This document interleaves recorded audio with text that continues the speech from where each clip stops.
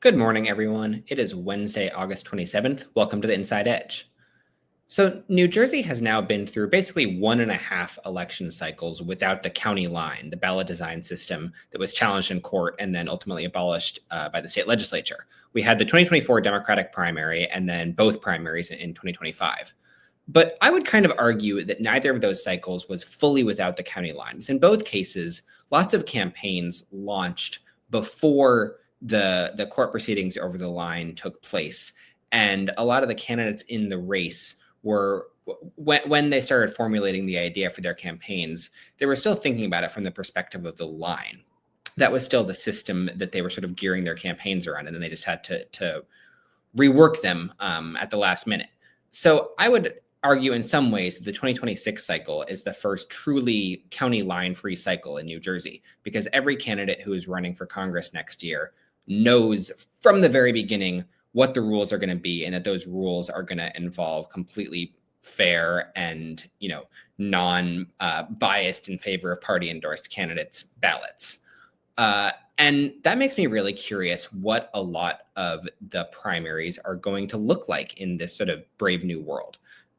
So, for example, in 2018, when Democrats were sifting through who would challenge Congressman Leonard Lance in the 7th Congressional District, they started out with a pretty big field. A lot of people were raising a fair bit of money. That field slowly winnowed down and eventually landed primarily on Tom Malinowski and Linda Weber.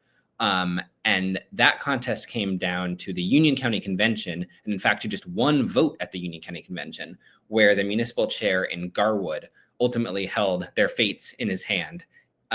He went for Malinowski.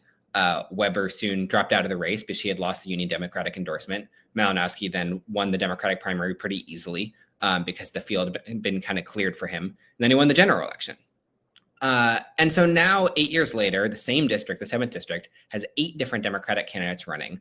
A lot of them have raised a lot of money. This is clearly a very competitive primary as it's shaping up right now. There's a lot of different backgrounds in the race, a lot of potentially different compelling avenues for Democrats to go down.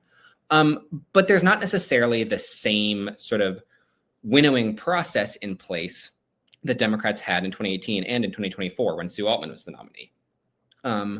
I don't know whether when convention season comes, that and any of the campaigns will pay all that much attention to what the county parties have to say. I'm sure a lot of them will still try to win the county party endorsements, but it's the kind of thing where if you're a candidate who's raised a few $100,000s on your own and then you lose the support of a few dozen Democrats at the Warren County Democratic Convention, you might say, well, the hell with that. I would have rather won than lost, but that's not really what my campaign is about. I'm going to just take this straight to the voters.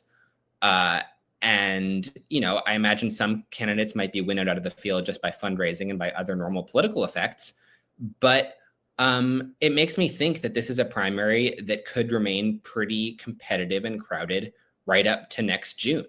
And it also makes me wonder whether some of the county parties in the district are going to decline to endorse at all. That's a choice that a few parties made in this year's governor's primary. One of them was Somerset County, which is in the 7th district.